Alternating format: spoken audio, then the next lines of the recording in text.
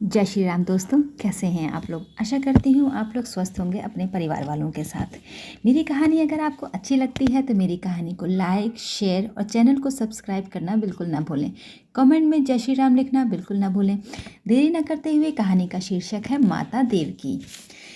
देवकी उग्रसेन के छोटे भाई देवक की सबसे छोटी कन्या थी। कंस अपनी छोटी चचेरी बहन देवकी से अत्यंत प्रेम करते थे। जब उनका विवाह वसुदेव जी से हुआ तो कंस स्वयं रथ हाँक कर अपनी उस बहन को पहुंचाने चला। रास्ते में आकाशवाणी हुई, मूर्ख, तो जिसे इतने प्रेम से पहुंचाने जा रहा है उसी के 8वें गर्भ से उत्पन्न पुत्र तेरा वध करेगा। आकाशवाणी सुनते ही कंस का सारा प्रेम अचानक से समाप्त हो गया। वह रथ से कूद पड़ा और देवकी के केश पकड़कर तलवार से उसका वध करने के लिए तैयार हो गया। महाभाग, आप ये क्या करने जा रहे हैं? विश्व में कोई अमर होकर नहीं आया है।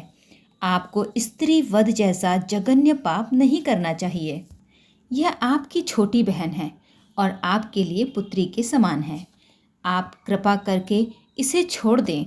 आपको इसके पुत्र से ही न भय है। प्रतिज्ञा करता हूँ कि इससे जो भी पुत्र होगा उसे मैं आपको लाकर दे दूंगा। वसुदेव जी ने कहा ऐसा। कंस ने वसुदेव जी के वचनों पर विश्वास करके देवकी को छोड़ दिया। कंस स्वभाव से ही अत्याचारी था, इसलिए उसने अपने पिता उग्रसेन को बंदी बनाकर कारागार में डाल दिया।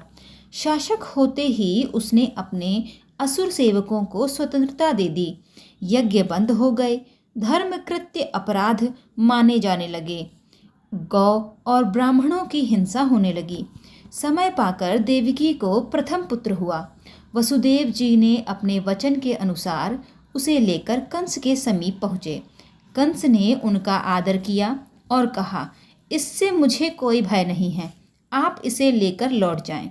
वहाँ देवर्षि नारद भी थे। उन्होंने कहा, आपने यह क्या किया? विष्णु कपटी है। आपके वध के लिए उन्हें अवतार लेना है। पता नहीं वे किस गर्भ में आए। पहला गर्भ भी 8वां हो सकता है और 8वां गर्भ भी पहला हो सकता है। देवऋषि की बात सुनकर कंस ने बच्चे का पैर पकड़कर उसे शिलाखंड पर पटक दिया। देवकी चित्कार हो उठी। कंस ने नवदंपति को तत्काल हथकड़ी बेड़ियों में जकड़कर कारागार में डाल दिया और कठोर पहरा बैठा दिया। इसी प्रकार देवकी के 6 पुत्रों को कंस ने क्रमशः मौत के घाट उतार दिया। 7वें गर्भ में अनंत भगवान शेष पधारे। भगवान के आदेश से योगमाया ने इस गर्भ को आकर्षित करके वसुदेव की दूसरी पत्नी रोहिणी के गर्भ में पहुंचा दिया। यह प्रचार हो गया कि देवकी का गर्भ स्रावित हो गया। देवकी के 8वें गर्भ का समय आया। उनका शरीर ओज से पूर्ण हो गया।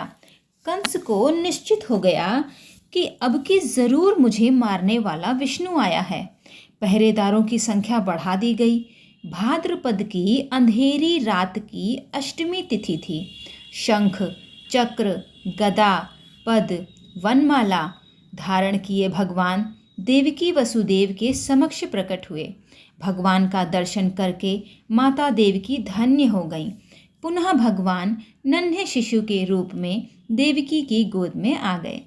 पहरेदार सो गए। वसुदेव देवकी की हथकड़ी बेड़ी अपने आप मानो खुल गई। भगवान के आदेश से वसुदेव जी उन्हें गोकुल में यशोदा जी की गोद में डाल गए और वहाँ से उनकी तत्काल पैदा हुई कन्या ले आए। कन्या के रोने की आवाज़ सुनकर पहरेदारों ने कंस को सूचना पहुँचाई कि वह बंदी गृह में दौड़ता हुआ आया।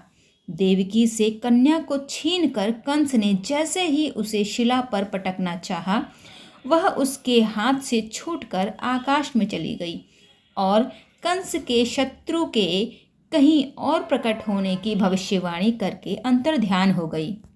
एक एक करके कंस के द्वारा भेजे गए सभी दैत्य गोकुल में श्री कृष्ण बलराम के हाथों यमलोक सिधारे और अंत में मथुरा की रंगशाला में कंस की मृत्यु के साथ उसके अत्याचारों का भी अंत हो गया।